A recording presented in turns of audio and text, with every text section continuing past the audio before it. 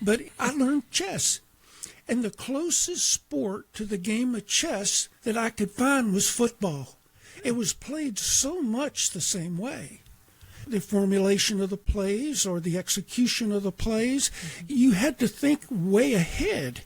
I think that's what made me fall in love with football. And then once you play for a couple of years, organized football, the friendships start to form.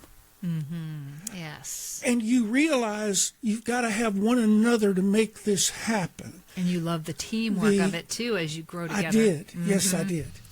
What about your tendency to push yourself? Was the peer pressure and the teamwork something that kind of drove your desire to push yourself? I always did it because I had fun doing it. Matter of fact, in my third grade, fourth grade, and fifth grade years, I went and signed myself up for football and attended 2 or 3 practices before the coach called the house and said, "Do you know your son's out here on an organized football team? We need a piece of paper signed by you, not only authorizing it, but we need you to take him to the doctor and get a physical."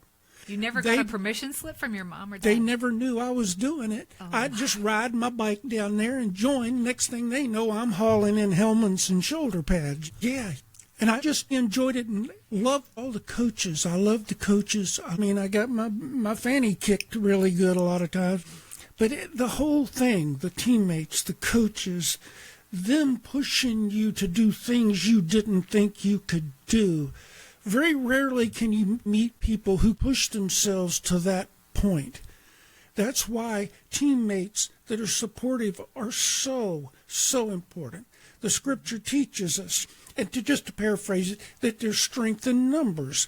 Why? Because you need those people in your life that will encourage you and say, "Hey, I see something in you you can't see. And I want to encourage you to do it." In football, there's people that were great at pulling out of you things you didn't know you had, and that was part of the fun of it. And how wonderful how that relates to life in the Spirit as well. It's crucial in the body of Christ. Right. See, God's the consummate family man. Mm-hmm. God is all about family. He's not about individuals.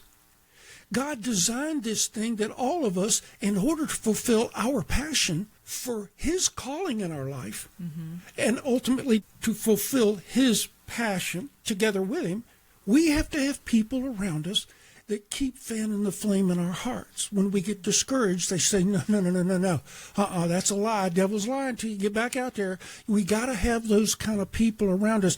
And you know that little saying that don't go where you're tolerated, go where you're celebrated? Yes, go where you're celebrated. That's what you got to do. Mm-hmm. And right now, folks, to y'all are listening, if you're not where you're celebrated, if you feel like the people around you just are tolerating you, leave them. Don't feel bad about it.